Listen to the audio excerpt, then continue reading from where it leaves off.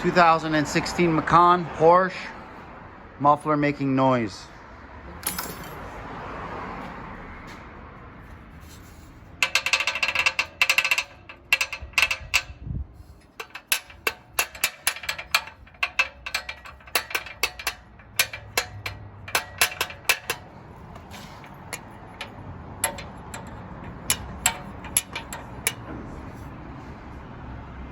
There's an actuator up here that opens this flapper door.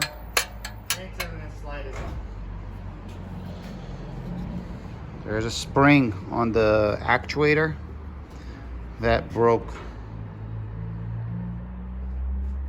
The dealer doesn't sell this spring. You got to buy the whole rear muffler.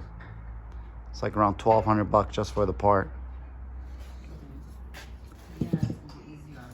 I'm gonna fabricate a little piece that I'm gonna weld to the broken piece to try to fix it and save the customer a whole bunch of money. Thanks for watching the video. We'll have another video soon once it's all welded together and the noise is gone. Thanks. Bye.